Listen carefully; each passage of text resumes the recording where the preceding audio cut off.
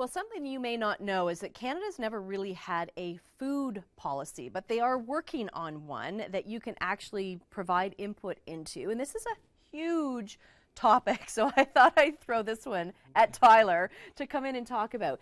And I mean, even for you, Tyler, when you sort of delved into this, like there's so much to it, and it's hugely important to our country. Yeah, and it came a bit as a bit of a surprise because I didn't realize that Canada had suddenly launched like an initiative to announce a food policy, and that they wanted input.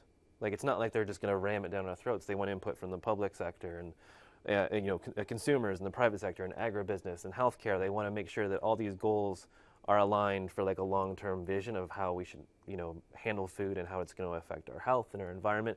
So it was actually a really exciting thing to research, because up until now it's been very like laissez-faire, kind of just like, what do consumers want to buy? Let's give it to them. What is it going to cost? Whatever the market will bear. Like it's not really been thought out, and a lot of these things have been externalized, right? Like if you think of, I won't try to think of an example, but say you go and you buy like a pound of sugar, right? The sugar only costs $1, but does it really only cost society $1? You know what I mean? Like the sugar company makes their money, we give them our money.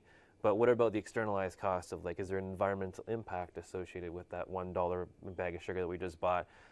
What is it going to do in terms of diabetes type 2, and what kind of health impact? So we haven't really thought any of these out, and these external factors have just sort of pushed out into the fringes, and we'll kind of deal with them later, is kind of how it's currently been set up. Yeah, it's a monster of a topic, and a monster of a project for the Canadian government to undertake as well. Good for them to finally. It's fantastic. Like I was so excited to hear about this, and the first thing they're going to look at is increasing access to affordable food. Yes.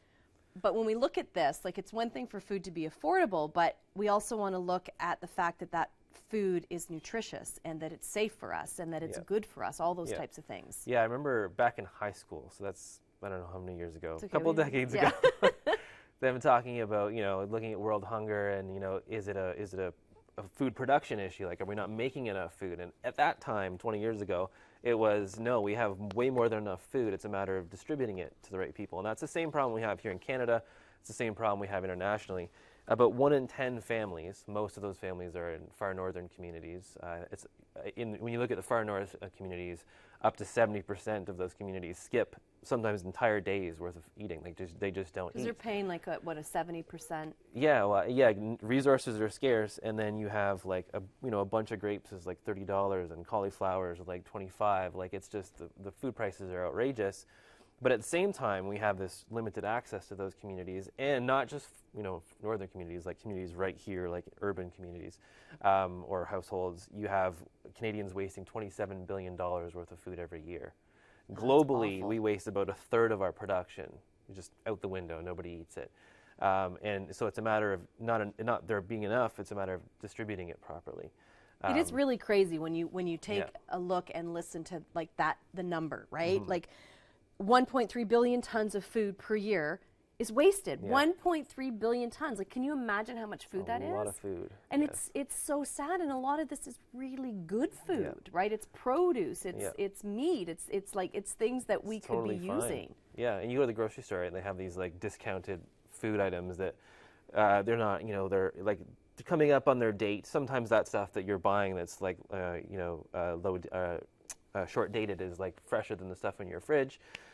So there's all kinds of things, and you have restaurants that have policies about throwing out food as opposed to giving it away. Like there's so many different areas that we can improve this there food are, access. and part of that too about throwing food away is that they have to, because it's the food safety side of things, right? Exactly, because oh my gosh, what if it was contaminated? Somebody got sick, and they'd sue us, and it's so sad because that food could be so beneficial for so many people. And we have, I just recently learned this as well. We've had a tipping point where the number of obese people globally has actually outpaced the number of starving people.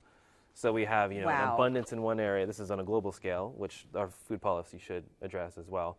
An abundance of food on one end and a complete deprivation of food on the other end, right? So it needs to have some sort of way to bring this in line, and how do we do that?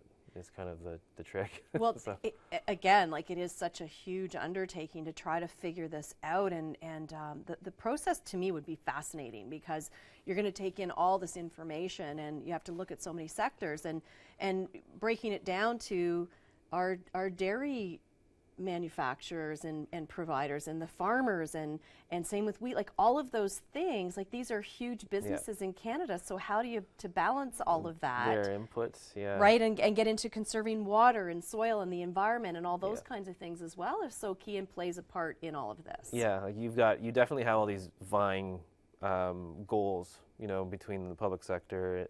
I keep saying the public sector, I mean consumers and like agribusiness.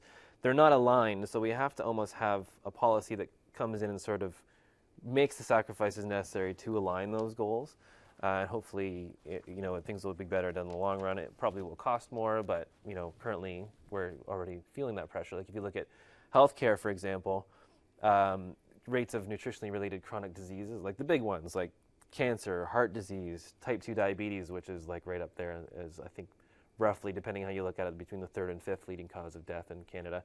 Those are all at a current trend uptick of about 14% per year. So the rates are going up and up and up. And so many of these health issues can go back to the food that we eat. Oh, yeah. They're constantly linking this, right? They're constantly so even though there'll be a cost at the front end to put in some of these policies and make these changes, we'll save at the back end on the healthcare costs. And our healthcare system already is so stressed. It's already under stress. And if we don't address it now, we're just going to do what we've always done, which is just kick the can down the road. We'll borrow more money. We'll go into further debt. Our grandchildren, our great-grandchildren can worry about it. So we have to do it, and we should do it in a relatively targeted way. Like we were talking before the show about, like, you know, if you tax the things that are contributing, like put additional tax on the things that are contributing to type 2 diabetes, then people will have to, like, you know, think twice about, you know, A, putting that food in their mouth because it costs more now, but B, whatever taxes are generated from that food can be repurposed to fueling our healthcare system. Yeah, and then put that money and whatever effort into growing more high quality food, like things that are good for us, that nourish our bodies, that will keep us healthier down the road. So whether it's through that sort of taxation system or, you know, taking a look at developing what is processed food. And those processed foods will receive an additional tax, and then that money goes back into supporting education on why we need to eat well. And on the farmers that are growing the healthier products and putting in the systems that will make the difference. You mentioned education, which is a good point, because outside of the Canada Food Guide, which is it's not been really something I find with my clients. Most people are aware that it exists, but they don't really use it as like a, you know, they don't defer to it when they have questions about nutrition type of thing. A lot of people just, like you and I talked about earlier, don't care about nutrition. It's like food literally just serves as a flavor in their mouth and it fills their belly. So having nutrition being taught in our public educational system now is a really huge step, I think, because you catch kids at an early age with the importance of nutrition, and you look at the health impacts, but the environmental impacts, all these different types of things. So that's really important. And the other thing too is there's been sort of a general trend with moving to larger farms, fewer number of larger farms as opposed to a larger number of small farms. And a lot of it has been to do with the subsidization of like commodity items, like talked about, like corn and wheat and dairy and soy. All those and it's things. those same 4 things over and over and over. And then it's getting diluted into the hands of about 5 major retailers in a small handful of conglomerates that control all the food that we eat.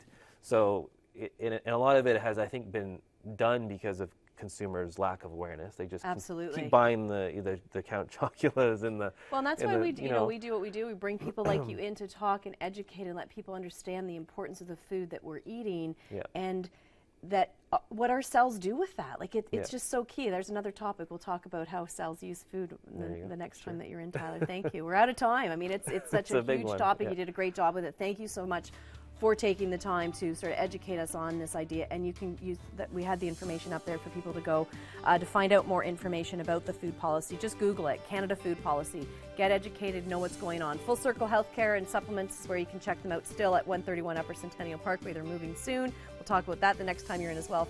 FullCircleHealthcare.ca is where you can go for more information.